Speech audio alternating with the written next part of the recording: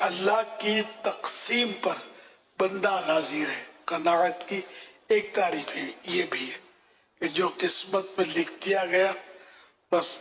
وہ اس سے مزید وہ حرص نہ کرے، لالچ نہ کرے۔ تو یہ تھوڑے میں بھی گزارا ہو جاتا آدمی کا، اور اگر وہ قناعت نہیں ہے تو پھر برکت اس کو ہوتی ہی نہیں ہے۔ جتنا بھی ملے گا اس کا وہ دوبارہ وہ اور ملے اور ملے اور ملے، یہ بندے کی خواہش ہوتی ہے۔ زیادہ مال کی ہوس جو ہے نا، حرص، یہ اچھی نہیں ہے۔ بس یہ دعا کرنی چاہیے، میرا اپنا ذہن یہ ہے کہ یا اللہ اتنا دے کہ میں تیرے سوا کسی کا محتاج نہ رہوں، کہ دوسروں کے مال پر میری نظر نہ رہے کہ یہ تعاون کر دے گا، یہ ہیلپ کر دے گا، اس سے اٹھا لوں گا، اس سے لے لوں گا، نہیں، اتنا دے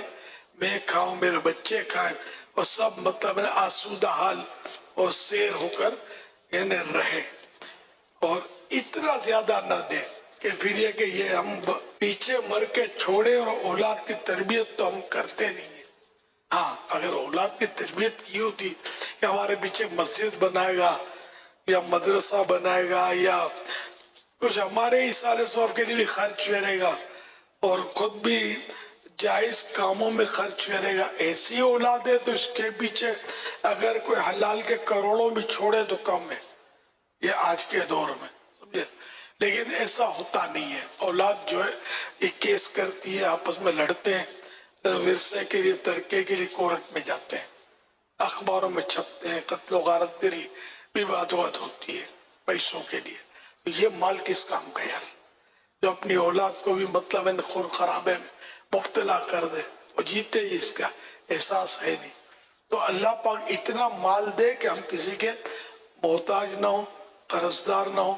اس کے در کے محتاج رہیں، اتنا